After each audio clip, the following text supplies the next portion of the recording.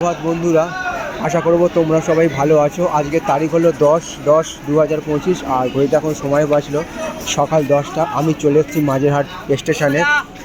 Down Sealdah up Sealdah Budge Budge local ধরে, এবং সেই মাঝেরহাট স্টেশনে ট্রেন দাঁড়িয়ে আছে, ছাড়বে নিউ বালিপুর স্টেশনের উদ্দেশ্যে। এবং সেই তারই একটা ছবি আমি তোমাদের সামনে দেখাবার চেষ্টা করছি। আশা করছি ভিডিওটা তোমাদের ভালো লাগলে অবশ্যই তোমরা মন্তব্য করে জানাবে কেমন তোমাদের ছবিটা লাগছে।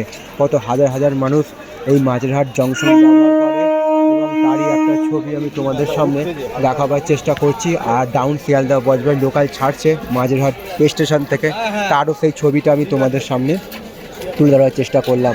আশা করছি ভিডিওটা তোমাদের ভালো লাগলে অবশ্যই তোমরা মন্তব্য করে জানাবে কেমন তোমাদের ছবিটা লাগছে। তো এপাশ থেকে লোকজন পাচ্ছে ডাউন শিয়ালদা বজবজ লোকাল থেকে, আর এপাশ থেকে up Sealdah Budge Budge local train ছাড়লো, এবং সেই ছবিটা আমি তোমাদের সামনে দেখাবার চেষ্টা করলাম।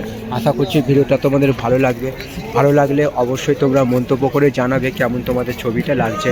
তোমাদের দেশের ছবিগুলো বানানো তোমরা আমার পাশে থাকার দরুন আমার চ্যানেলটা এত ভালো গ্রো করেছে।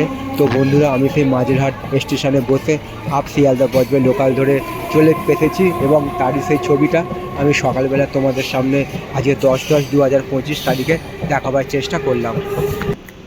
তো বন্ধুরা, আমি তোমাদের দেখাবার চেষ্টা করছি মাঝেরহাট স্টেশন এবং স্টেশন সংলগ্ন সেই পরিবেশের ছবিটা।